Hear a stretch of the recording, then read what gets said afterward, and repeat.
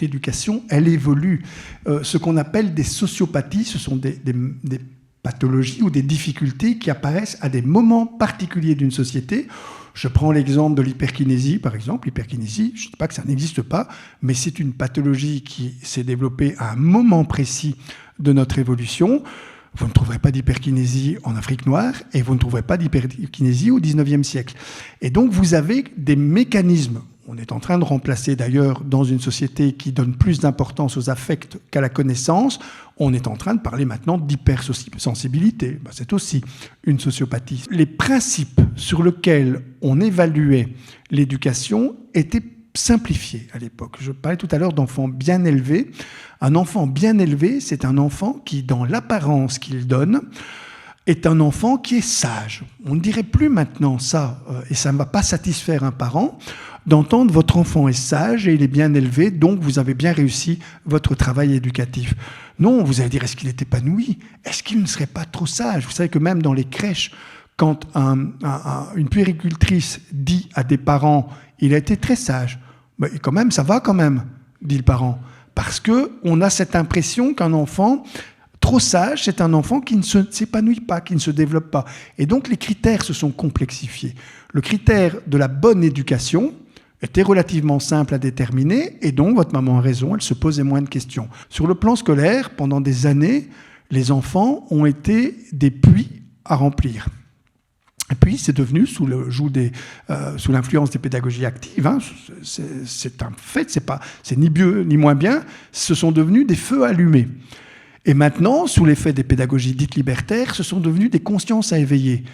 Et maintenant, sur l'influence finalement du mélange pédagogique qu'on est en train de faire, hein, parce que la pédagogie scolaire s'est complexifiée aussi, on vous dit c'est les trois ensemble. Et ça rend le métier d'enseignant très compliqué, parce qu'il faut en même temps remplir des vases, éveiller des consciences et allumer des feux.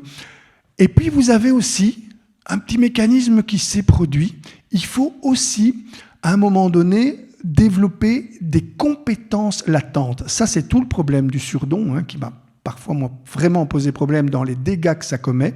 Ce sont aussi, à l'époque de votre maman, on ne parlait pas de surdon. Le surdon, qui est devenu un haut potentiel, parce qu'on s'en dit surdon, ça évoque un tout petit peu trop l'hérédité. Donc parlons plutôt de haut potentiel, et parlons même de précocité. Ce sont des enfants précoces, a-t-on dit à un moment donné. Mais les précocités de l'apprentissage ne permettent pas d'évaluer leur qualité. Hein. Si vous apprenez à votre enfant à marcher plus vite qu'à l'âge où il était censé se mettre debout spontanément, vous verrez qu'il y aura des difficultés qui vont se manifester à un moment donné dans le dépassement de ces acquisitions-là. Et donc, on se rend bien compte que cette espèce de folie du surdon, ça produit aussi beaucoup de souffrances, beaucoup de dégâts, beaucoup de difficultés, et qu'on est obligé de contrôler ces effets, qui sont des effets naturels chez les parents, hein, mais qu'on ne retrouve pas dans toutes les sociétés. Et vous avez des régions dans lesquelles les surdoués se démultiplient, et d'autres régions, généralement économiquement moins favorisées, dans lesquelles vous n'avez pas de surdon, où vous en avez beaucoup moins. Et donc, c'est à la fois dans l'espace, et aussi dans le temps. Donc il est tout à fait normal que si vous parlez pédagogie avec votre maman, vous parlez de modèles pédagogiques qui sont en réalité très différents les uns des autres, mais qui ne seraient pas exportables. Dites-lui bien ça. Si elle veut jouer aux Ingalls à l'époque des Simpsons, elle va créer les Flanders. Vous connaissez les Flanders? C'est la famille contraire des Simpsons. Ils utilisent simplement les procédés éducatifs des Ingalls, c'est-à-dire une éducation la même pour tout le monde, avec un système de valeurs qui est intangible, et les résultats sont catastrophiques. Si vous remettez et vous donnez les exigences des Ingalls avec un modèle éducatif qui est celui des Simpsons, vous allez être en permanence en situation difficile à vivre, parce que si votre maman évalue votre éducation, par exemple, en fonction des principes qui permettaient d'évaluer la sienne, elle va parfois avoir l'impression que vous n'êtes pas du tout performante. D'où les tensions, parfois, quand on parle d'une génération à l'autre de principes éducatifs.